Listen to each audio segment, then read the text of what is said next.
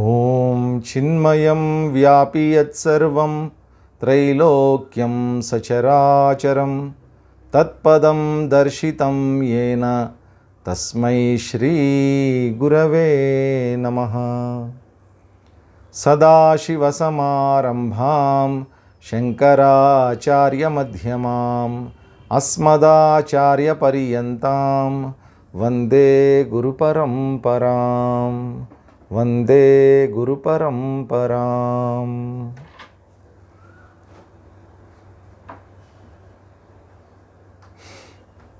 అందరికీ హరి ఓం ప్రణామాలు.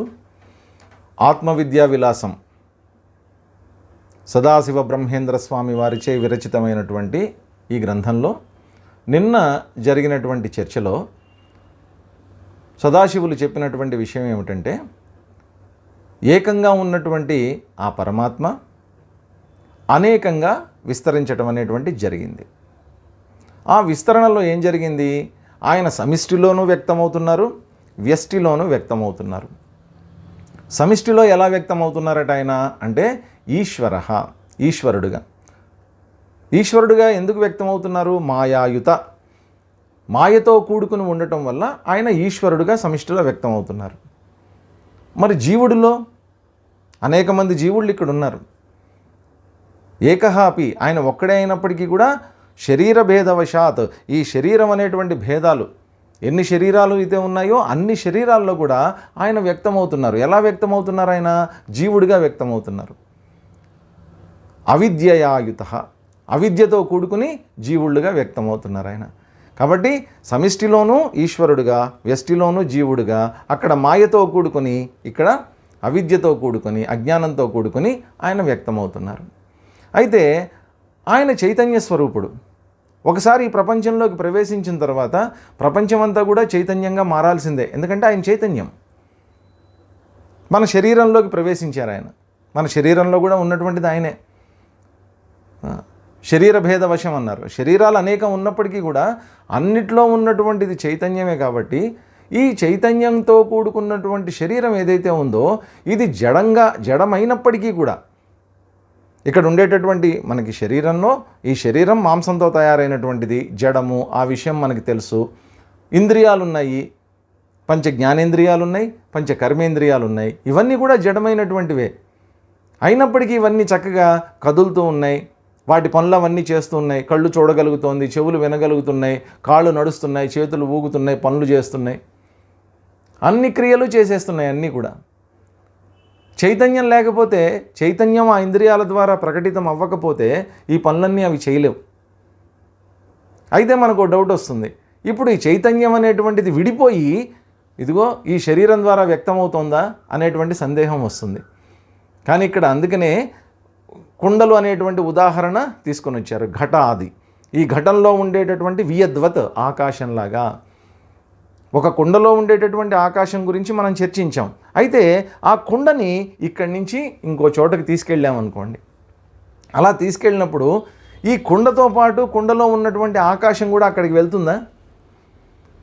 బయట ఉండేటటువంటి ఆకాశంతో ఈ కుండలో ఉండేటటువంటి ఆకాశం విడిపోయి కుండతో పాటు అక్కడికి వెళ్తుందా? అక్కడ ఉన్నది ఆకాశమే, ఇక్కడ ఉన్నది ఆకాశమే. కాబట్టి ఆకాశంలో ఆకాశం ప్రవహించడం ఏమిటి? ప్రయాణం చేయటం ఏమిటి? ఉన్నదే ఆకాశమే. మరి మారింది ఏమిటి? అటు ఇటు ఆ పైన ఉండేటటువంటి ఆ కుండ అనేటువంటి ఆకారం మాత్రమే. కాబట్టి ఈ దేహము, ఇంద్రియాలు ఇవన్నీ కదులుతున్నప్పటికీ కూడా లోపల ఉన్నటువంటి ఆ చైతన్యం ఏదైతే ఉందో వాస్తవంగా అది అంతటా వ్యాపించినటువంటి చైతన్యం అనేటువంటి విషయాన్ని నిన్న చర్చించారు సదాశివులు. తర్వాత శ్లోకంలో చెప్తున్నారు చూడండి. ఏవం భవార్ణవ నిమజ్జన దుఃఖితేషు లోకేషు పూర్వజని సంచిత పుణ్యపుంజైః కశ్చిద్విశుద్ధమతిరేత్య గురుం కృపాబ్ధిం ప్రాహ ప్రణమ్య భవసాగర లంఘనేచ్చుః. ఏవం భవ ఆర్ణవ నిమజ్జన దుఃఖితేషు జీవేషు కశ్చిత్. ఈ ప్రకారంగా భవార్ణవ నిమజ్జనం, ఈ భవసాగరం అనేటువంటి దాంట్లో నిమజ్జనం, మునిగిపోతూ ఉన్నటువంటి, అలా మునిగిపోతూ భయపడుతున్నటువంటి వాడు, దుఃఖితేషు బాధపడుతూ ఉన్నటువంటి జీవేషు కశ్చిత్ ఎవరో ఒకానొకడు పూర్వజని సంచిత పుణ్యపుంజై విశుద్ధమతి, పూర్వజని సంచిత పుణ్యపుంజై, ఇంతకుముందు జన్మల్లో చేసుకున్నటువంటి పుణ్యకర్మల ద్వారా ఆర్జించినటువంటి పుణ్యం ఏదైతే ఉందో వాటి యొక్క ప్రభావం చేత ఏం చేస్తున్నాడట, విశుద్ధమతి, ఆ పుణ్యకర్మల ద్వారా, ఆ పుణ్యఫలం ద్వారా అతని యొక్క మతి, అతని యొక్క అంతఃకరణం విశుద్ధం అవటం వల్ల, విగత శుద్ధం, విశేషేణ శుద్ధం, పూర్తిగా అంతఃకరణం అంతా శుద్ధి అయిపోయినటువంటి వాడు ఎవరైతే ఉన్నారో అటువంటి వాడు కృపాబ్ధిం గురుం ఏత్య ప్రణమ్య, కృపాబ్ధిం, కృపాసముద్రుడైనటువంటి, కరుణాసముద్రుడైనటువంటి గురుం ఏత్య, గురువుని సమీపించి ఏం చేస్తున్నాడట, ప్రణమ్య, నమస్కారం చేశాడట. నమస్కారం చేసి భవసాగర లంఘన ఇచ్చుహు ప్రాహ, భవసాగరం అంటే ఈ సంసార సాగరం, భవసాగరం ఏదైతే ఉందో లంఘన ఇచ్చుహు, దీన్ని లంఘించడం, దీన్ని దాటడం ఎలాగా, దీన్ని తరించి అవతల ఒడ్డుకి చేరుకోవటం ఎలాగా అనేటువంటి విషయంలో ప్రాహ అడిగాడట. కాబట్టి సంసారం అనేటువంటిది తయారైంది. ఈ సంసారంలో జీవుడు అనేటువంటి వాడు ఆ సంసారమే నిజమనుకుని ఆ సంసారంలో భాగంగా ఈ సంసారం ద్వారా ఆ సుఖాలు అనేటువంటివి అనుభవించడానికి ప్రయత్నం చేస్తూ ఉంటాడు. ఇక్కడ ఏం జరుగుతుందంటే మానవ జీవితం ప్రయత్నమేమో సుఖం కోసం, ఫలితమేమో దుఃఖమై ఉంటుంది.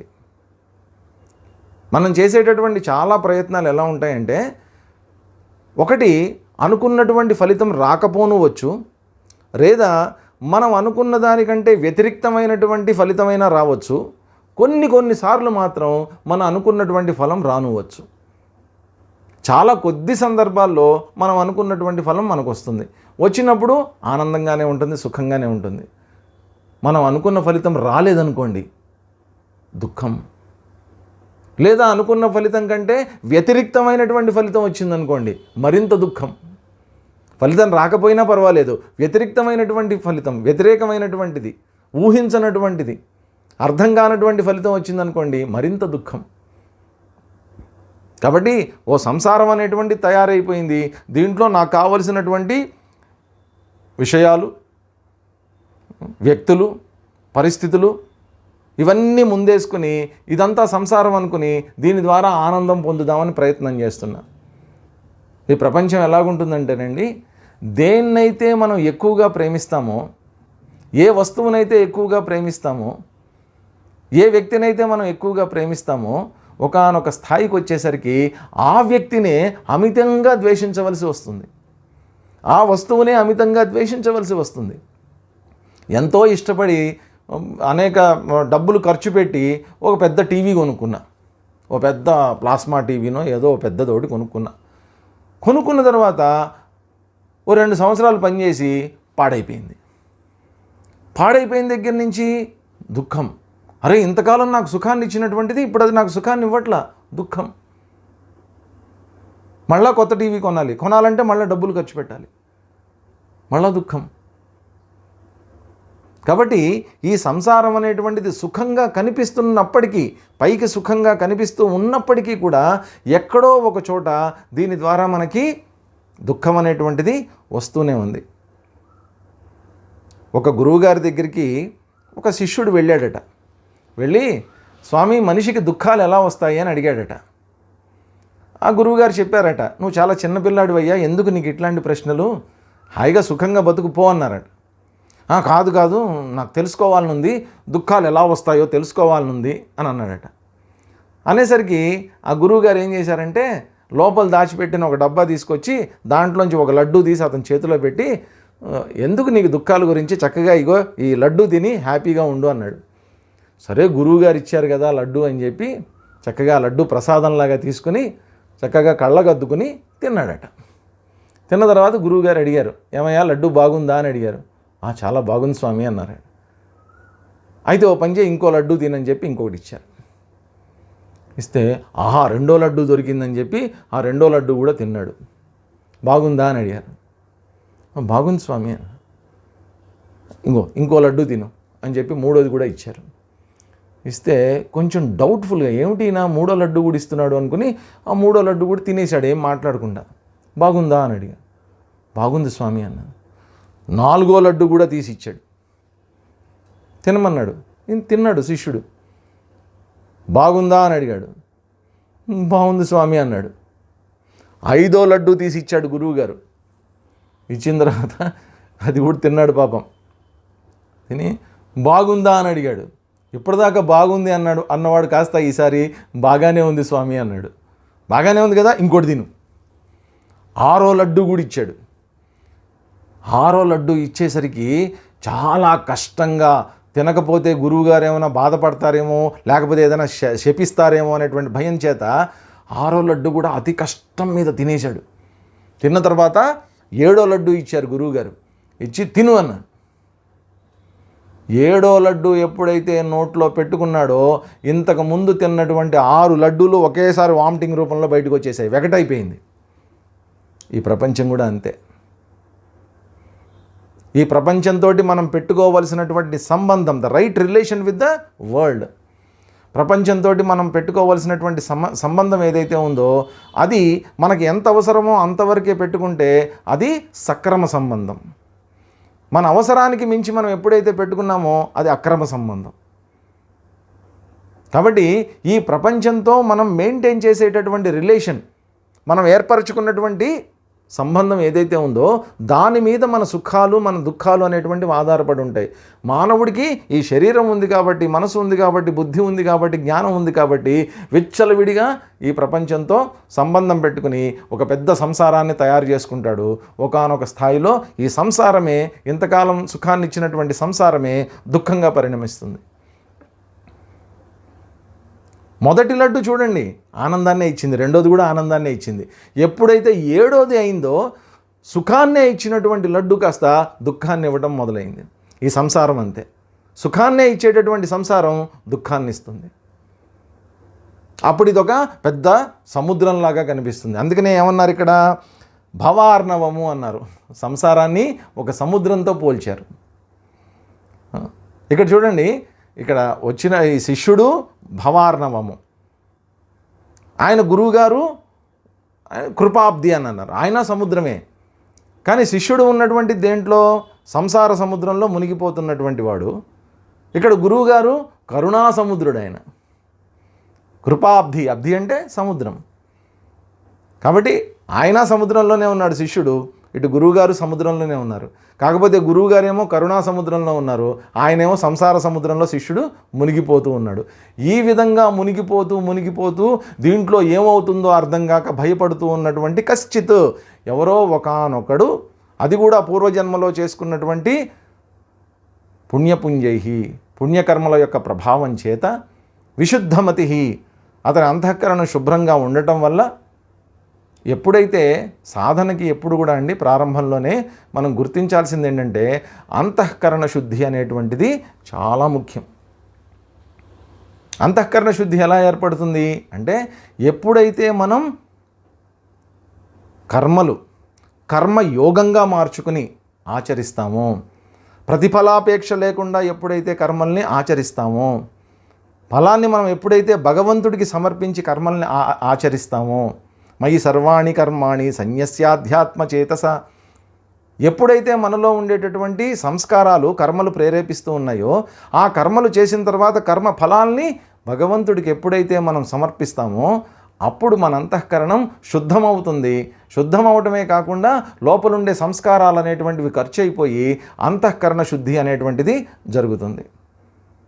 అంతఃకరణ శుద్ధి జరిగిన తర్వాత అప్పుడు అటువంటి అంతఃకరణంతో సాధనకి ఉపక్రమించాలి.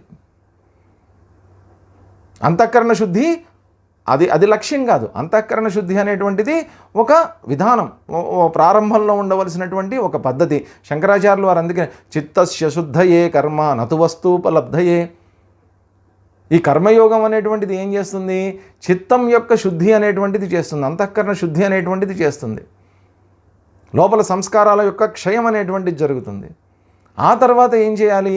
అలా ఉన్నటువంటి ఒకానొక శిష్యుడు ఏం చెప్పాడో ఉదాహరణ చెప్తున్నారు ఇక్కడ మనకి. ఆ అంతఃకరణ శుద్ధి అయినటువంటి వాడు ఏం చేశాడట? కృపాబ్ధిం గురుం ఏత్య, కృపాసముద్రుడైనటువంటి గురువుని సమీపించి ప్రణమ్య నమస్కరించాలి. అంటే ఒక రకంగా గురువు పట్ల శరణాగతి. నమస్కారం అంటే ఏంటి? ఈ రోజుల్లో లాగా ఏదో కాలేజీల్లోనో స్కూళ్ళల్లోనో కార్పొరేట్ టైప్ ఎడ్యుకేషన్ కాదు. ఆ రోజుల్లో మేము ఫీజులు చెల్లిస్తాము, మీరు మాకు లెసన్స్ చెప్పండి అన్నట్టు కాదు పూర్వకాలం. ఒక గురువు దగ్గరికి వెళ్తే నమ్రత, విధేయత అనేటువంటిది కావాలి.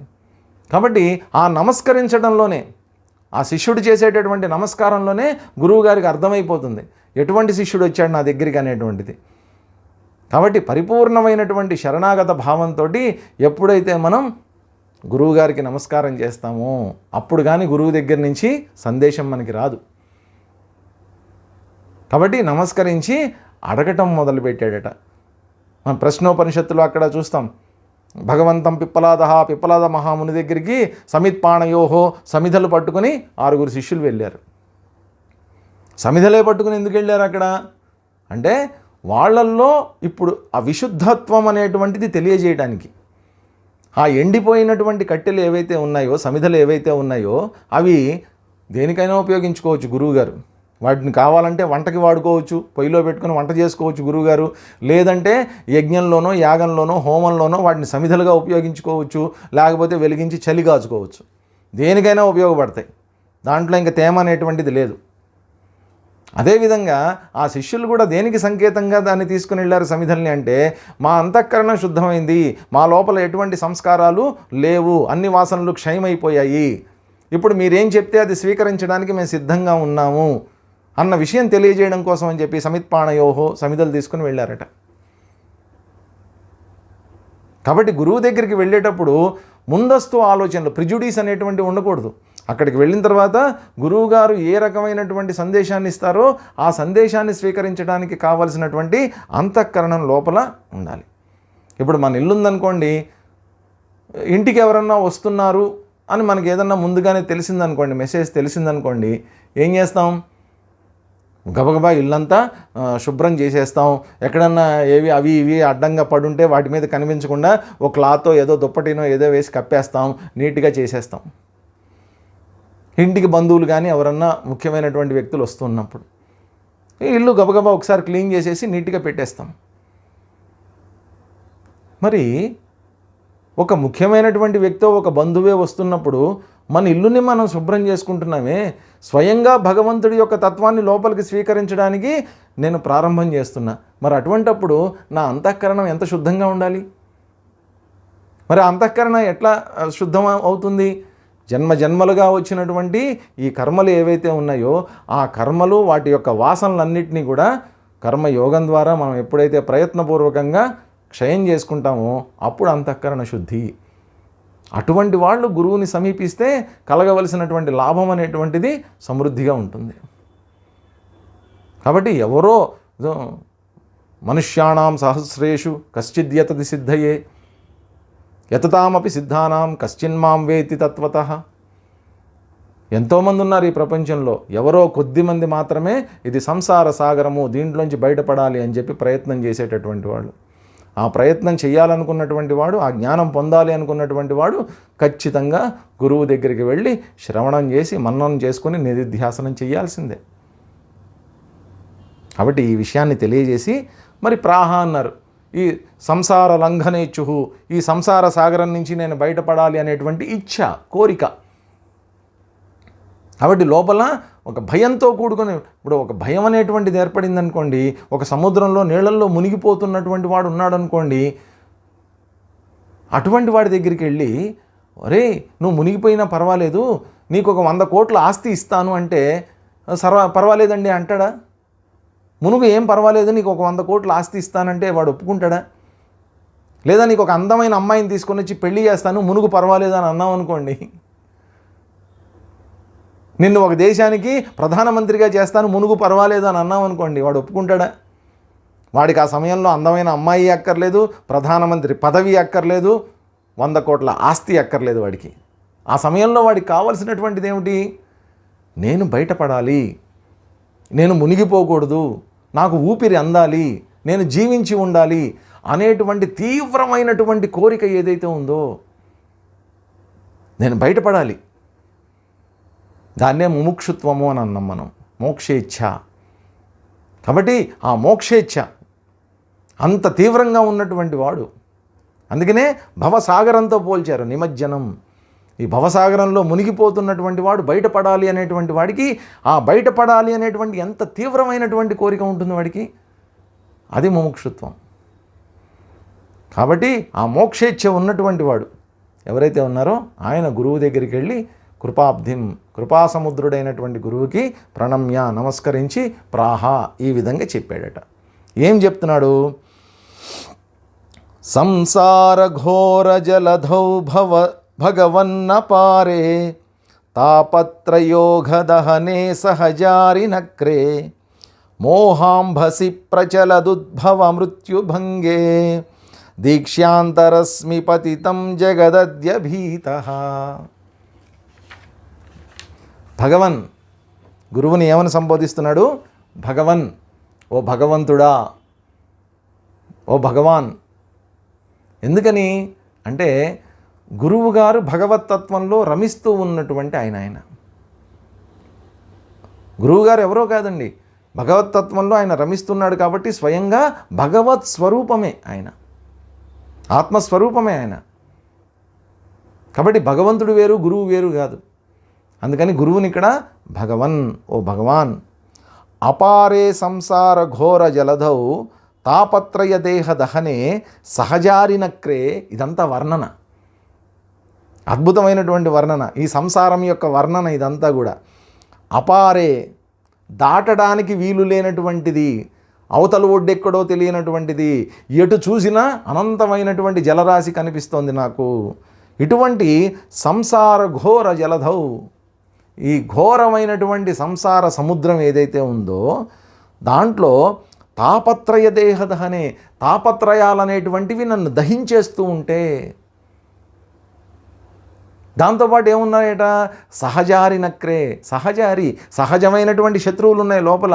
నీళ్ళు ఎక్కడుంటాయో అక్కడ ఉండేటటువంటి సహజ శత్రువులు ఏమిటవి? నక్రే, మొసళ్ళు. అటువంటి సముద్రంలో మోహాంభసి ప్రచలత్ ఉద్భవ మృత్యుభంగే. మోహాంభసి, ఆ మోహం అనేటువంటి నీటిలో ప్రచలత్ ఉద్భవ మృత్యుభంగే, నిరంతరం కదులుతూ ఉన్నటువంటి మృత్యువు అనేటువంటి కెరటాలు ఏవైతే ఉన్నాయో, ఎగిసిపడుతూ ఉన్నటువంటి మృత్యువు అనేటువంటి ఎగిసిపడుతూ ఉండేటటువంటి కెరటాలు ఏవైతే ఉన్నాయో వాటిలో అంతః పతితం జగత్, వాటి మధ్యలో పడిపోయి ఈ ప్రపంచాన్ని వీక్ష్య, జగత్ వీక్ష్య, దాంట్లో పడిపోయినటువంటి ఈ ప్రపంచాన్ని చూసిన తర్వాత అద్య భీతః అస్మి, ఇప్పుడు నేను భయపడిపోయాను. చూడండి, నీళ్ళల్లో మునిగిపోతున్నటువంటి వాడు మామూలుగానే ఈత రానటువంటి వాడికి చాలా భయం వేస్తుంది. మామూలుగా చిన్న చెరువులోనో కాలువలోనో పడిపోతే ఈత రాని వాడికి చాలా భయం వేస్తుంది.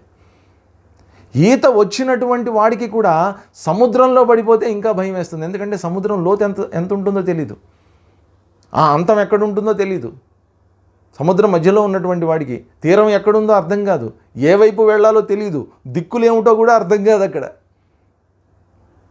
ఏ దిక్కులో ఉన్నానో కూడా అర్థం కాదు, ఏ దిక్కు వైపు వెళ్ళాలి అనేటువంటిది అర్థం కాదు. దాంతోపాటు ఇంకా ఏం జరుగుతుంది?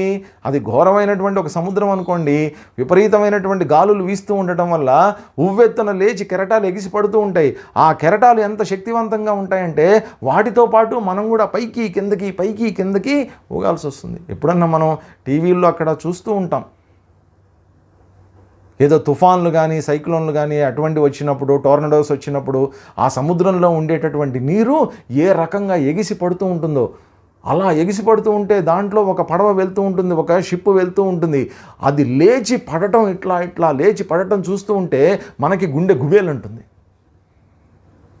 ఏ క్షణంలో అయినా అది మునిగిపోవచ్చు, లేదా దాంట్లోంచి నేను పడిపోయి కింద పడిపోయి మునిగిపోనవచ్చు, ఏదైనా జరగచ్చు.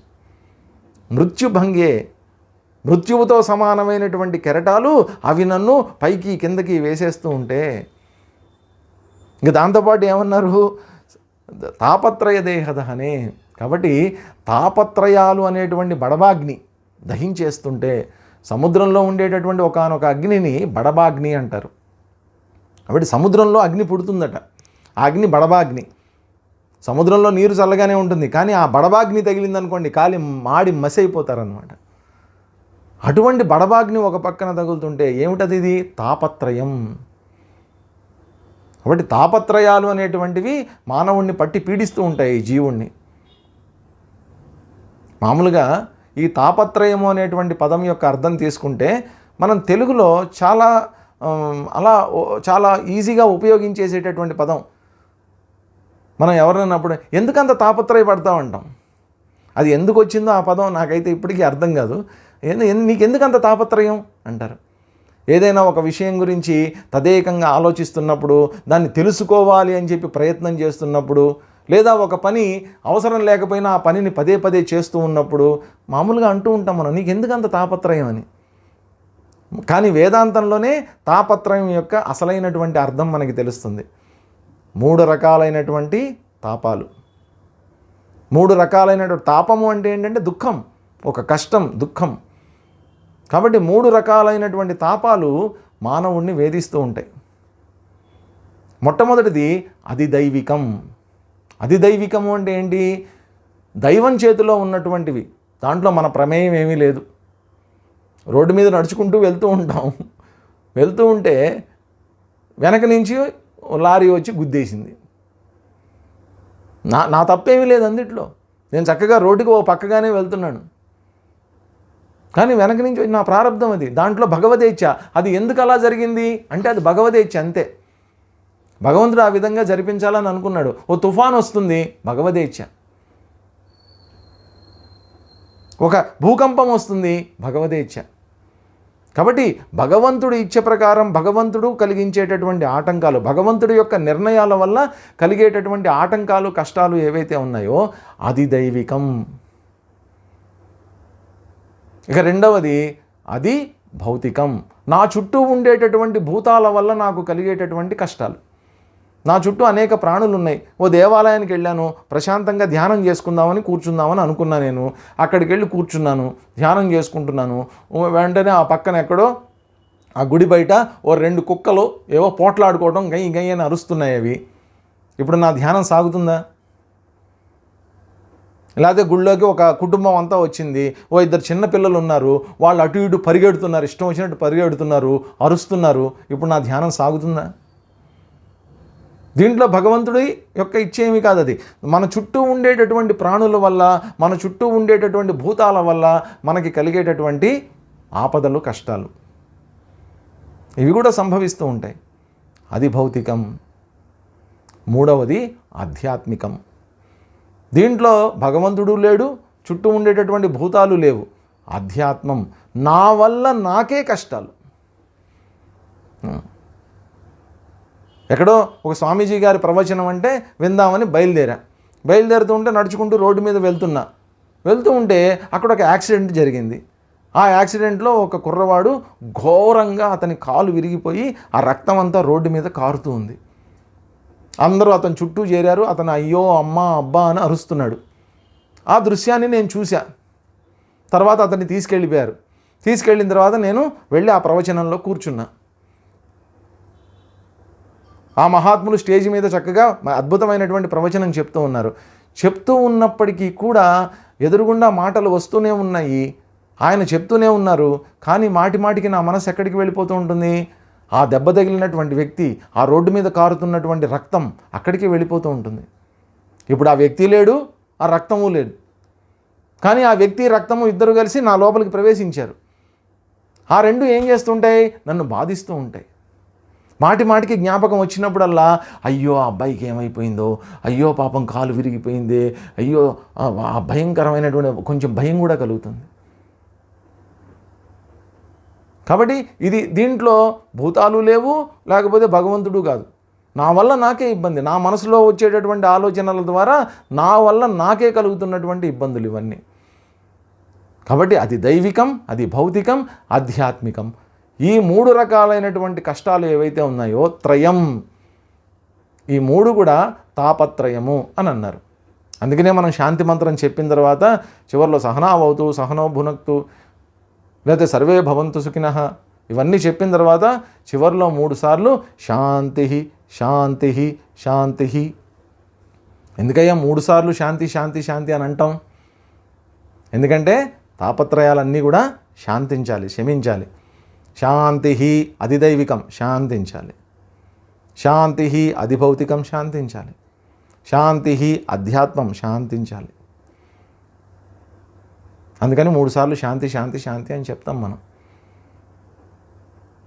కాబట్టి ఈ తాపత్రయాలనేటువంటి బడబాగ్ని ఏదైతే ఉందో అది నన్ను దహించేస్తూ ఉంటే లోపల సహజారి నక్రే, సహజమైనటువంటి మొసళ్ళు, సహజమైనటువంటి శత్రువులు.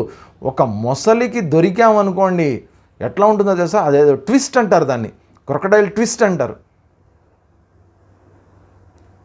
ఆ రెండు దవడలు ఇట్లా తెరిచి ఒక మొసలి, దాంట్లో ఎంత శక్తి ఉంటుందంటే ఒక ఏనుగుని సైతం అది నీళ్ళల్లోకి అలా ఒక కాలు పట్టుకుని లాక్కెళ్ళిపోతుంది. అది తనకంటే ఎన్నో రెట్లు బలమైనటువంటి, సైజులో కూడా ఎన్నో రెట్లు పెద్దదైనటువంటి అంత పెద్ద ఏనుగుని కూడా నీళ్ళల్లోకి ఆ మొసలి అలా లాక్కుని వెళ్ళిపోతుంది. అది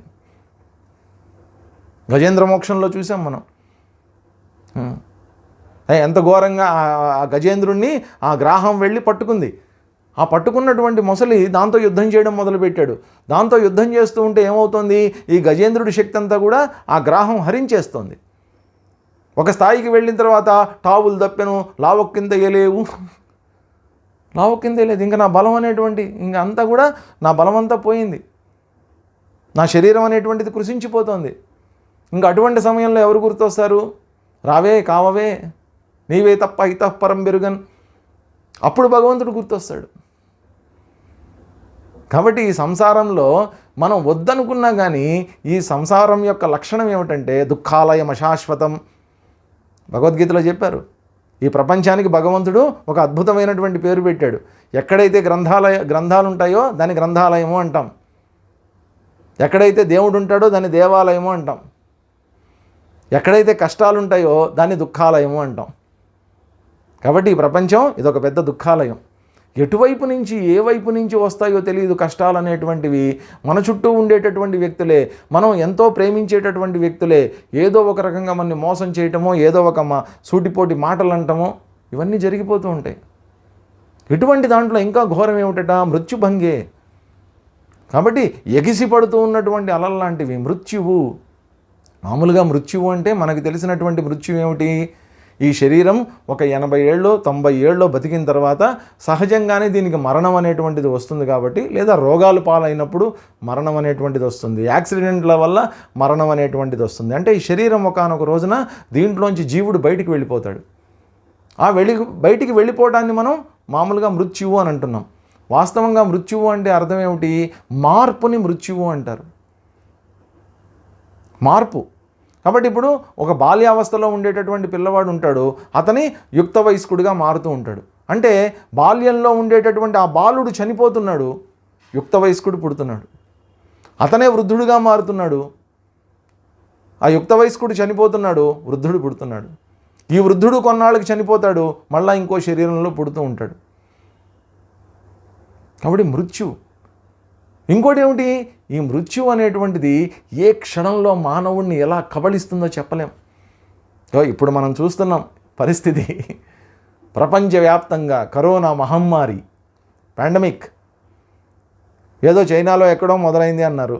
అది ఇలాగ విశ్వవ్యాప్తమైపోయి భూగోళం అంతా ఆక్రమించేసి చిన్న చిన్న దీవుల్లోకి సైతం అది ప్రవేశించేసి ప్రతి వాళ్ళకి భయం. ఎవరినన్నా కదపండి, ప్రతి వాళ్ళ మొహంలో మనం చూస్తూ ఉంటే ఏదో ఒక మృత్యు భయం. నాకు వస్తుందేమో, కరోనా నాకు వస్తుందేమో. ఎవరికి వాళ్ళు ఇళ్లల్లో కూర్చుని సెల్ఫ్ క్వారంటైన్, హోమ్ క్వారంటైన్, రకరకాల కొత్త కొత్త పేర్లన్నీ వినాల్సి వస్తుంది. ఏ రోజు మనం వినలేదు ఇవన్నీ. Self isolation. ఒకప్పుడు ఋషులు మునులు వీళ్ళంతా సెల్ఫ్ ఐసోలేషన్లోకి వెళ్ళేవాళ్ళు. ఏ హిమాలయాలకో లేకపోతే సముద్ర తటాలకో నదీ తటాలకో ఎక్కడికో వెళ్ళి ధ్యానం చేసుకోవడం కోసం, సాధన చేసుకోవడం కోసం సెల్ఫ్ ఐసోలేషన్కి వెళ్ళేవాళ్ళు. ఇప్పుడు అదేమిలే, మృత్యు భయంతో ఎవరికి వాళ్ళు సెల్ఫ్ ఐసోలేషన్ ఇళ్లల్లో. భయం, మృత్యు అంటే అంత భయం. ఆ కరోనా వచ్చేస్తుందేమో, నాకు కూడా ఆ వ్యాధి వచ్చేస్తుందేమో, నేను కూడా చనిపోతానేమో. ఎంత ఘోరం అంటే మామూలుగా ఇప్పుడు సీజన్ మారింది కదండి, ఈ సీజన్ మారినప్పుడల్లా మామూలుగా జనాలందరికీ ఏ దగ్గో జలుబు తుమ్ములు మామూలుగా వస్తూ ఉంటాయి, 4 చినుకులు వర్షాలు పడినప్పుడు. అవి వచ్చినా కూడా అది కరోనా ఏమో అనుకుని భయపడిపోతున్నారు అందరూ. ఆ మృత్యు భయం అలాంటిది. కాబట్టి ఈ ఎగిసిపడుతున్నటువంటి మృత్యు కెరటాలు ఏవైతే ఉన్నాయో వాటిల్లో పడిపోతున్నటువంటి ఈ ప్రపంచం, నేను ఒక్కడనే కాదు, ఈ ప్రపంచం అంతా ఇదే పరిస్థితి. కొంతమంది గుర్తిస్తున్నారు, కొంతమంది గుర్తించట్లేదు. అందుకనే కశ్చిత్, ఎవడో ఒకానొకడు మాత్రమే గురువు దగ్గరికి వెళ్తున్నాడు. కాబట్టి ఈ ప్రపంచంలో ఉండేటటువంటి పరిస్థితిని గమనించిన తర్వాత, ఇదంతా చూసిన తర్వాత, దీన్నంతా అనలైజ్ చేసి అర్థం చేసుకున్న తర్వాత ఇప్పుడు నాకేమవుతుంది, అద్యః భీతః అస్మి, ఇప్పుడు నాకు భయం అనేటువంటిది వస్తుంది. ఇంతకాలం సుఖంగానే ఉంది, ఇంతకాలం ఆనందంగానే ఉంది, కానీ ఇప్పుడు భయం. కాబట్టి ఈ భయంలోంచి ఎలా బయటపడాలి? అందుకని గురువు దగ్గరికి వెళ్ళాడు. కాబట్టి తర్వాత శ్లోకంలో చెప్తున్నారు చూడండి, నా భయం ఇంకా ఎంత ఘోరంగా ఉందో. మాతు స్థితస్య జఠరే వచసాం చ దూరం దుఃఖం పునర్జనన కాల భవం దురూహ్యం బాల్యేపి దుఃఖమవిషహ్య అవారణీయం ఆలోచ్య భీతిరధునా మహతే మమోద్ధా. ఇంకా చ అంటే ఇంకా, మాతుః జఠరే స్థితస్య వచసాం చ దూరం దుఃఖం. ఆ తల్లి గర్భంలో ఉన్నప్పుడు, ఈ జీవుడు ఒక ప్రాణి తల్లి గర్భంలో ఉన్నప్పుడు, అంటే పుట్టడానికి ముందు, ఈ ప్రపంచంలోకి ఈ భూమి మీద రావడానికి ముందు తల్లి గర్భంలో ఉంటాడు. తల్లి గర్భంలో ఓ చిన్న పిండం రూపంలో ప్రారంభమవుతాడు, చిన్న కణం అంతే. ఆ కణంగా ప్రారంభమయ్యి నెమ్మదిగా అనేక కణాలు అనేటువంటివి దాంట్లో వృద్ధి చెందుతూ ఒక పిండంగా అలా అలా అలా అలా అలా పెరుగుతుంటాడు లోపల. అలా పెరుగుతున్నటువంటి వాడు ఆ తల్లి గర్భంలో, ఆ గర్భాశయంలో, ఆ చుట్టూ ఉండేటటువంటి ఆ ఉమ్మనీరు, ఆ మధ్యలో ఒక పిండం, దాంట్లో ఈ జీవుడు చుట్టూ. మామూలుగా ఊహించండి ఎంత దుర్వాసన ఉంటుంది. ఆ లోపల ఉండేటటువంటి మాంసము, ఆ ఉమ్మనీరు, అదంతా కూడా ఊహించుకుంటేనే చాలా ఘోరంగా ఉంటుంది అది కదా. దాంట్లో ఏమీ తెలియదు, ఏం జరుగుతుందో తెలియదు, ఇంకా కళ్ళు తెరవలేదు, ఏవో చిన్న చిన్నగా ఇంద్రియాలు అప్పుడప్పుడు అలా కదులుతూ ఉంటాయి, ఇంకా ఆలోచనలు లేవు, ఇంకా బుద్ధి పనిచేయట్లేదు, ఏమీ లేదు. అలాగ లోపల బిక్కు బిక్కుమంటూ ఆ చీకట్లో అలాగ భయపడుతూ భయపడుతూ భయపడుతూ ఉంటాడు వాడు. వచసాంచ దూరం, చెప్పడానికి అలవి కానటువంటి దుఃఖం అది. వాడికి తెలియదు, మన ఎవరికీ తెలియదు మన తల్లి గర్భంలో ఎలా ఉన్నామో, ఎంతకాలం ఉన్నామో, ఎందుకున్నామో మనకేం తెలియదు. బయటకు వచ్చిన తర్వాత, మన ఊహలు తెలిసిన తర్వాత, ఏ 5వ ఏట నుంచో 4వ ఏట నుంచో జరిగినటువంటి సంఘటనలు మనకి గుర్తుంటాయి తప్ప, అంతకుముందు ఏం జరిగిందనేది అదృష్టవశాత్తు మనకి గుర్తుండవు. అది మన అదృష్టం. కానీ ఆ తల్లి గర్భంలో ఉన్నప్పుడు ఉండేటటువంటి దుఃఖం గురించి చెప్తున్నారనమాట. దూరం వచసాంచ దూరం దుఃఖం, మాటలకు అందనటువంటి దుఃఖం అయ్యాది. పునః జననకాల భవం, దుఃఖం ఏదైతే ఉందో జననకాల భవం, ఆ పుడుతూ ఉన్నప్పుడు కలిగేటటువంటి దుఃఖం ఏదైతే ఉందో అది ఎట్లా ఉంటుందట, దురూహ్యం, ఊహించడానికి కూడా వీలు కానటువంటి దుఃఖం అది. ఆ 9 నెలల పాటు ఆ పిండం లోపల వృద్ధి చెంది చెంది చెంది భయపడుతూ ఉన్నటువంటి ఆ పిండం ఏదైతే ఉందో, ఆ శిశువు ఎవరైతే ఉన్నారో, ఆ లోపల ఉన్నటువంటి ఆ వాతావరణంలోంచి బయటపడడానికి చేసేటటువంటి ప్రయత్నం ఏదైతే ఉందో అదే ప్రసవం.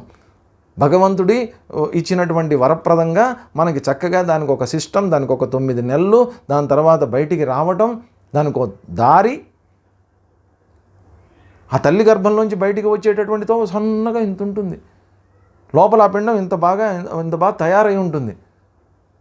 అటువంటి పిండం, అటువంటి శిశువు ఆ సన్నటి రంధ్రంలోంచి అలాగ తన తలని అన్నిటినీ తోసుకుని తోసుకుని తోసుకుని బయటికి వస్తున్నప్పుడు, ఆ చుట్టూ ఉండేటటువంటి కండరాలన్నీ అతన్ని నొక్కుతూ ఉన్నప్పుడు, ఒక పక్కన తల్లికి దుఃఖం, దాంట్లోంచి బయటికి వస్తున్నటువంటి ఆ శిశువుకి దుఃఖం, దురూహ్యం.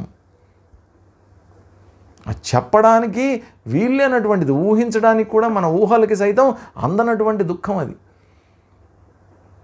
తల్లి తల్లి తల్లి కష్టమైతే చెప్పనక్కర్లేదు.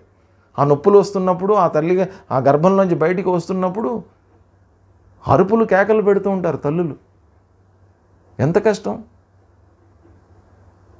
ఒకసారి ఊహించండి. కాబట్టి లోపల ఉండటము దుర్భరంగానే ఉంటుంది, బయటికి రావటం అనేటువంటి ఆ ప్రాసెస్ పద్ధతి ఏదైతే ఉందో అది కూడా దుర్భరంగానే ఉంటుంది. దాంతోపాటు ఏమంటున్నారు, బాల్యే అపి దుఃఖం అవిషహ్యం. బాల్యంలో ఉండేటటువంటి దుఃఖం అవారణీయం, అవిషహ్యం అవారణీయం, నివారింపడానికి వీలు కానటువంటి దుఃఖం అయ్యా అది. చూడండి, ఒక పిల్లవాడు తల్లి గర్భంలోంచి బయటకు వస్తాడు. బయటికి వచ్చిన తర్వాత ఎలా ఉంటుంది, ఆ బయటికి వచ్చిన తర్వాత అలాగా ఒక మాంసపు ముద్దలాగా బయటకు వస్తాడు. ఆ చుట్టూ ఉండేటటువంటిదంతా తీసేస్తారు. తీసేసిన తర్వాత వాడు ఏ చలనము లేకుండా అలా ఉంటాడు. కానీ అలా ఉండడానికి వీలు లేదు. వాడు ఏం చేయాలి, బయటికి రాగానే తల్లి గర్భంలోంచి ముందు ఏడవాలి. వాడు ఏడవలేదనుకోండి ఘోరం జరిగిపోతుంది. అందుకని డాక్టర్లు ఏం చేస్తారు, వాడిని నర్సులు డాక్టర్లు వాడు ఏడవకపోతే కొడతారు, వాడిని పటా లెంపకాయలు వేసి కొడతారు వాడిని. అప్పటికీ ఏడవలేదనుకోండి 2 కాళ్ళు పట్టుకుని తల్లకిందులుగా పెట్టి కొడతారు వాడిని. వీపు మీద కొడతారు, చెంపల మీద కొడతారు, వేడి నీళ్ళు తీసి ఒక్కొక్కసారి కొడతారు. కొడితే అప్పుడు వాడు సడన్గా అని ఏడవటం మొదలు పెడతాడు. ఆ చిన్నపిల్లల ఏడుపు విచిత్రంగా ఉంటుంది. అప్పుడే పుట్టిన పిల్లల ఏడుపు విచిత్రంగా ఉంటుంది. వాడు ఏడిస్తేనే వాడు జీవుడవుతాడు. కాబట్టి ఈ జీవత్వం అనేటువంటిది ఎప్పుడైతే ప్రారంభమవుతుందో అప్పుడే దుఃఖంతో ప్రారంభమైంది. వాడు ఏడవాలి, ఏడిస్తేనే వాడికి ఊపిరి అందుతుంది. కుయ్యో ముర్రో అని ఏడవాలి గట్టిగా. వాడు ఎంత గట్టిగా ఏడిస్తే అంత ఆనందం తల్లికి. అప్పుడు అమ్మయ్యా వీడు ఏడ్చేశాడురా, ఎందుకంటే ఊపిరి పోసుకుంటాడు ఆ సమయంలో. ఇప్పటిదాకా లోపల తల్లి గర్భం లోపల ఆ తల్లి ఇచ్చేటటువంటి ఆహారాన్ని, తల్లి తీసుకున్నటువంటి శ్వాసని, దాంట్లో వచ్చేటటువంటి ఆక్సిజన్ని తీసుకుంటున్నాడు. అందుకనే తల్లులు కూడా చాలా జాగ్రత్తగా ఉంటారండి. ఎందుకనంటే తల్లి తినేటటువంటి ఆహారం లోపల పెరుగుతున్నటువంటి శిశువు మీద ఉంటుంది. తల్లి పొరపాటున ఏవో తెలుసో తెలియకో ఏవో ఒకటి తినేసిందనుకోండి, అవన్నీ కూడా లోపల పిండం మీద, ఆ శిశువు మీద ప్రభావం చూపిస్తాయి. పాపం వాడి తప్పేం లేదు, తల్లి తప్పుకి వీడు అనుభవించాల్సి వస్తుంది లోపల. బయటకు వచ్చిన తర్వాత ఏడుపు మొదలు. ఆ వాడు పుట్టాడు, తర్వాత వాడిని శుభ్రం చేసి ఎక్కడో ఒక ఉయ్యాల్లో పెడతారు. వాడికి ఏ భాష రాదు, వాడు ఎందుకున్నాడో వాడికి తెలియదు, వాడికి ఏం ఊహించాలో వాడికి తెలియదు. ఏమిటో కళ్ళు తెరుస్తాడు, అందరూ ఏమిటో కనిపిస్తున్నారు. ఎంతకాలం కనిపించినటువంటి కొత్త కొత్త మొహాలన్నీ కనిపిస్తూ ఉంటాయి. అంతా విచిత్రంగా ఉంటుంది. ఎంతకాలం చీకట్లో ఉన్నాడు, కొత్తగా వెలుగు కనిపిస్తుంది. వాళ్ళందరినీ చూస్తుంటే భయపడిపోతాడు. ఏమిటి కొత్త మొహాలు ఎక్కడి నుంచి వచ్చాయి, ఇంతకాలం లేనటువంటివి. ఇంకా తర్వాత చూడండి, ఒక 6 నెలలు 8 నెలలు మనుషుల్ని గుర్తుపట్టడం అలవాటైన తర్వాత తల్లికి అలవాటు పడిపోతారు పిల్లలు. ఆ తల్లి దగ్గర నుంచి పిల్లవాడిని తీసుకుందామంటే వాడికి ఒక రకమైనటువంటి ఇన్సెక్యూరిటీ ఫీలింగ్, వాడికి అభద్రతాభావం. అమ్మో నా తల్లి నుంచి దూరం చేస్తున్నారని గట్టిగా ఏడవటం మొదలు పెడతాడు. ఇంకో వ్యక్తి దగ్గరికి పోడు వాడి దగ్గరికి వెళ్తే వాడు ఇంకా ప్రేమిస్తాడు, అయినా కానీ వెళ్ళడు, భయం వాడికి. ఉయ్యాల్లో పడుకుంటే ఏ చీమో ఏదో కుడుతుంది. ఆ తల్లి కట్టినటువంటి బట్టల్లో తెలియక ఓ చిన్న చీమో ఏదో ఉండిపోయింది, అది కుడుతుంది. వాడికి చెప్పడం కూడా చేత కాదు. వాడికి తెలిసింది ఒకటే, ఏడుపు, గట్టిగా ఏడుస్తాడు. చాలామంది తల్లులు పిల్లలు ఈ విధంగా గుక్కపట్టి ఏడుస్తుంటే ఫస్ట్ చేసేటటువంటిది ఏమిటంటే బట్టలన్నీ ఒకసారి చెక్ చేస్తారు, ఏమన్నా చీమలు కానీ ఏమన్నా పొరపాటున వెళ్ళాయా అని. ఎందుకంటే పాపం వాడికి చెప్పుకోవడం రాదు. వాడికి ఆకలేసిందనుకోండి, మామూలుగా నేనైతే అమ్మ ఆకలేసిందని అంట. వాడికి ఆకలేస్తోంది అన్న ఫీలింగ్ అయితే తెలుస్తుంది, కానీ నాకు ఆకలేసింది అని తల్లికి చెప్పుకోలేడు వాడు. దుఃఖం. ఇవన్నీ కూడా అవారణీయం. ఇవన్నీ నివారించడానికి వీల్లేనటువంటి దుఃఖాలు. ప్రతి పిల్లవాడు బాల్యావస్థలో పడేటటువంటి దుఃఖాలు ఇవన్నీ కూడా. అంటే దుఃఖంతో ప్రారంభమవుతోంది ఈ జీవితం. దుఃఖంతో ప్రారంభం చేసుకుంటున్నాడు ఒక జీవుడు తన జీవితాన్ని. అందుకని ఏమంటున్నారు, ఇవన్నీ ఆలోచించిన తర్వాత అధునా మమ మహతే భీతి ఉత్థా, ఇవన్నీ ఈ దుఃఖాలన్నీ ఆలోచించిన తర్వాత అదునా ఇప్పుడు నా లోపల అమితమైనటువంటి దుఃఖం ఉద్భవించిందయ్యా. కాబట్టి మామూలుగా ఏంటంటే ఇవన్నీ కూడా ఆలోచించడానికి మనకు అవకాశం లేదు బయట ప్రపంచంలో. ఎందుకంటే మన అదృష్టవశాత్తు తల్లి గర్భంలో ఏం జరిగింది, లేదా ఆ చిన్న పసిపిల్లవాడిగా ఉన్నప్పుడు 1 సంవత్సరం 2 సంవత్సరాల వరకు అసలు ఏం జరిగింది, ఇదంతా ఆలోచించడానికి మనకు అవకాశం లేదు. ఎందుకంటే జ్ఞాపక శక్తి భగవంతుడు అంత మనకి ఇవ్వలేదు. ఆ తర్వాత ఈ తల్లిదండ్రులు చెప్పడం వల్ల ఏదో ఒకటి చిన్న చిన్న విషయాలు మనం తెలుసుకోగలుగుతాం, అంతకుమించి మనకేం తెలియదు. కానీ ఇవన్నీ తెలుసుకున్నటువంటి వాడు, అర్థమైనటువంటి వాడు ఇంక ఎలా ఉంటుంది పాపం? ఇదంతా ఎంత భయంకరంగా ఉంటుందా? ఒక పుట్టుక అనేటువంటిది ఇంత భయంకరంగా ఉంటుందా? ఒక పుట్టుక అనేటువంటిది పుట్టేశాం, కానీ పుట్టుకే ఇంత భయంకరంగా ఉంటే అమ్మో అసలు పుట్టకుండా ఉంటే బాగుండని అనిపిస్తుంది ఒక్కొక్కసారి. కాబట్టి ఇది చూసిన తర్వాత నాకు విపరీతమైనటువంటి భయం కలుగుతోంది అని చెప్పాడు. చెప్పిన తర్వాత కేవలం బాల్యంలోనే కాదు, తర్వాత జరుగుతున్నటువంటి విషయం గురించి చెప్తున్నారు. ఇక్కడ ఏమంటున్నారు? తారుణ్యమేత్య కుల యౌవన రూప సంపత్ విద్యాత్మగర్వపి హితాభిలాష విణ్మూత్ర మాంసరుధిరాస్థిమయే శరీరే నార్యాం రుచిం సముపయాతి జనో విచిత్రం. ఏమంటున్నారు?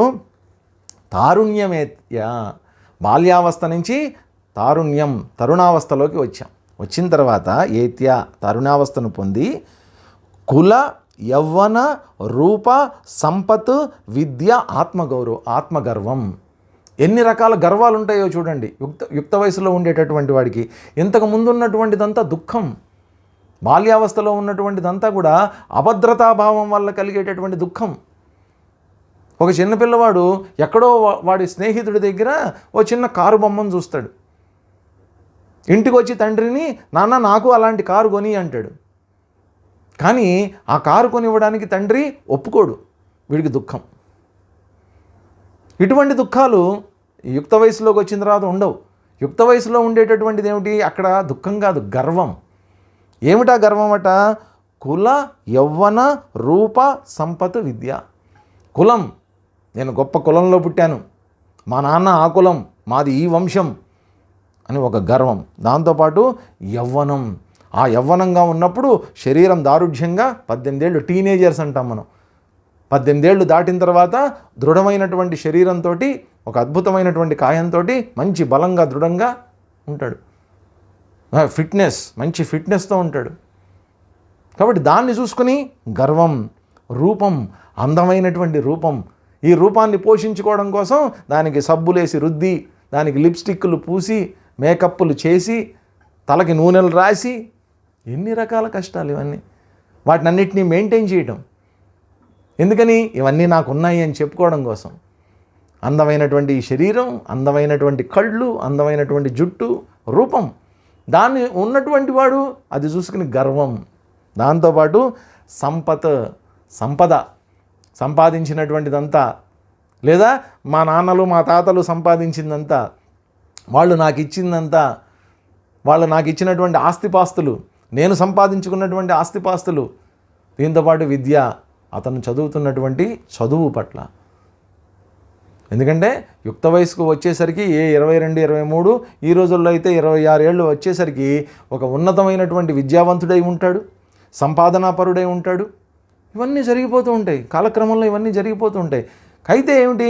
ఇవన్నీ అధికంగా ఉండటం వల్ల వీటినన్నిటినీ చూసుకుని గర్విస్తూ ఉంటాడు. తనకు తెలియకుండానే లోపల నుంచి గర్వం అనేటువంటిది వచ్చేస్తూ ఉంటుంది. కాబట్టి యుక్త వయసులో ఉండేటటువంటి గర్వం ఏదైతే ఉందో, పిహిత కప్పబడిపోయి ఆత్మహిత అభిలాష. ఆ సమయంలో వాడికి ఉండేటటువంటిది ఏమిటి? ఒకటే ఒక అభిలాష, ఒకటే ఒక కోరిక, తీవ్రమైనటువంటి కోరిక. ఏమిటా కోరిక అంటే ఆత్మహితం. నేను బాగుంటే చాలు, పక్కన వాడు నాశనం అయిపోయినా నాకు పర్వాలేదు. ఒక్కొక్క స్థాయిలో ఎట్లా ఉంటుందంటే, తల్లిదండ్రులు నాశనం అయిపోయినా పర్వాలేదు, నేను బాగుంటే చాలు. యుక్త వయసులో ఉండేవాళ్ళు ఇలాగే ఆలోచిస్తూ ఉంటారు. కొంతమంది ఆత్మహితం, ఎవరేమైపోయినా పర్వాలేదు వాడికి, నేను బాగుండాలి.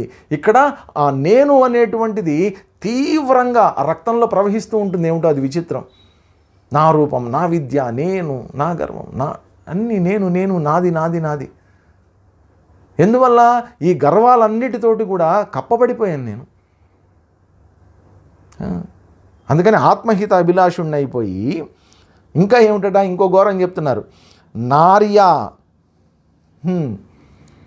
ఒక స్త్రీ యొక్క విట్, మూత్ర, మాంస, రుధిర, అస్థిమయే శరీరే జనః రుచిం సముపయాతి. ఒక స్త్రీ యొక్క విట్, మూత్ర, మాంస అంటే మలమూత్రాలతో నిండినటువంటి మాంసము రక్తంతో, మాంస రుధిర, మాంసము రక్తంతో తయారైనటువంటి అస్థిమయే శరీరే, ఎముకల గూడు అయినటువంటి ఒక స్త్రీ యొక్క శరీరం ఏదైతే ఉందో ఆ స్త్రీ యొక్క శరీరాన్ని చూసి రుచిం సముపయాతి. ఈ మానవుడు ఏదో ఒక ఆకర్షణకి లోనవుతూ ఉంటాడు, ఏదో రుచి ఉంది అని అనుకుంటాడు. అక్కడ ఆకర్షణ. ఇక్కడ ఏమిటంటే ఒక పురుషుడు స్త్రీని చూస్తే ఆకర్షణ, ఒక స్త్రీకి పురుషుణ్ణి చూస్తే ఆకర్షణ. ఏమిటది? పైన ఉండేటటువంటి శరీరం, ఆ శరీరం పట్ల ఉండేటటువంటి వాంఛ. ఇక్కడ ఏం చేస్తున్నారు? ఆ శరీరాన్ని విప్పి చూపిస్తున్నారు మనకి. ఇక్కడ ఏముందో ఏమిటవన్నీ కూడా మలమూత్రాలు ఉంటాయి, రక్తమాంసాలు ఉంటాయి, ఎముకలు ఉంటాయి. వీటన్నిటితో కప్పబడినటువంటి ఒక చర్మం, ఒక తోలు. ఇప్పుడు ఒకసారి ఆలోచించండి, ఇవన్నీ విడివిడిగా చూసామనుకోండి, కొద్దిగా మాంసం, కొన్ని ఎముకలు, కొద్దిగా రక్తం ఒక సీసాలో, ఇవన్నీ విడివిడిగా చూసామనుకోండి, ఇప్పుడు ఆకర్షణీయంగా ఉంటుందా? శంకరాచార్యులు వారు మనకి భజగోవిందంలో అక్కడ నారీ స్తనభరనాభీదేశం దృష్ట్వా మాగా మోహావేశం చెప్పారు. వివేక చూడమణిలో కూడా చెప్పారు శంకరాచార్యులు వారు.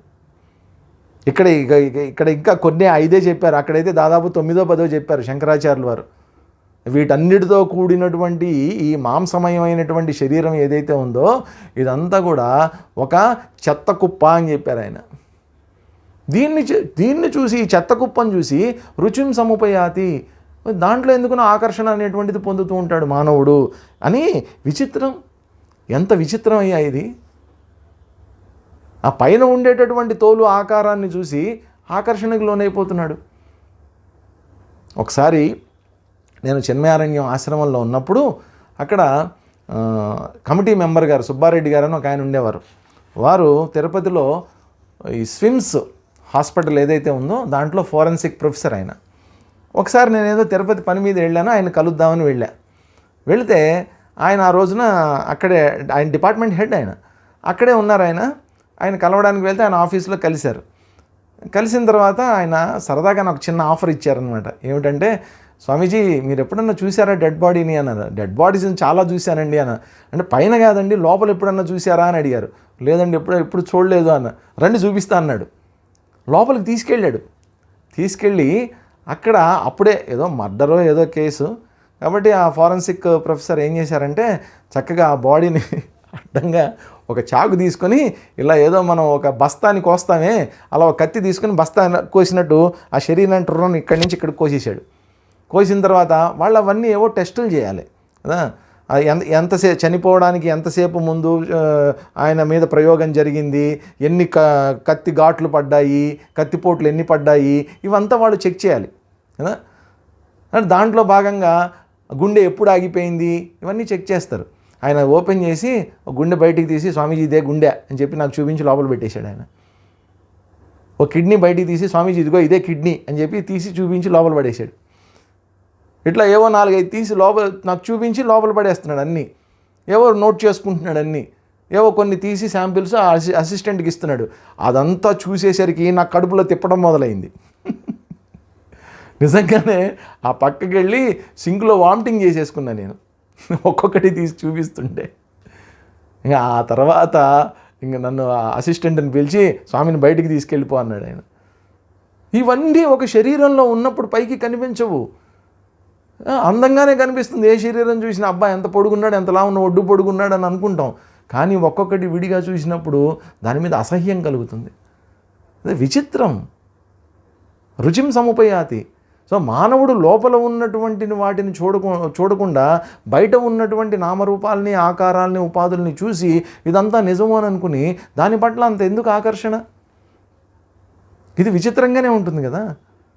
కాబట్టి ఇక్కడ ఒక శిష్యుడు గురువు దగ్గరకు వచ్చి తనకు కలిగినటువంటి అనుభవం, ఈ ప్రపంచం చూసిన తర్వాత ఏ విధంగా భయంకరమైనటువంటి ఈ ప్రపంచం తనని ఇబ్బంది పెడుతోంది, ఆ భయం ఏ విధంగా అతన్ని వేధిస్తోంది, తను చేసినటువంటి చిన్న చిన్న పొరపాట్లు ఏమిటి, ఆ పొరపాట్ల వల్ల ఈ ప్రపంచంతో ఎందుకు ఆకర్షణ అనేటువంటిది పెరిగింది, ఈ విషయాలన్నింటినీ కూడా సంక్షిప్తంగా గురువుగారు ముందు ఉంచడానికి ప్రయత్నం చేస్తున్నాడు. కాబట్టి ఈ సంసారం అనేటువంటి సాగరంలో మునిగిపోతున్నాను, ఓ గురువా, నువ్వు తప్ప నన్ను రక్షించేటటువంటి వాళ్ళు ఎవరూ లేరు అనేటువంటి ఒక శరణాగతిని గురువు ముందు ఉంచుతున్నారు శిష్యుడు. ఇంకా శిష్యుడు ఏం చెప్తున్నాడో, దానికి గురువుగారు ఏమని సమాధానం చెప్తున్నారు అనేటువంటివి రేపు జరిగేటటువంటి శ్లోకాల్లో చూద్దాం. హరి ఓం. ఓం సర్వే భవంతు సుఖినః, సర్వే సంతు నిరామయాః, సర్వే భద్రాణి పశ్యంతు, మా కశ్చిత్ దుఃఖభాగ్ భవేత్. ఓం శాంతి శాంతి శాంతి. హరి ఓం. శ్రీ గురుభ్యో నమః. హరి ఓం.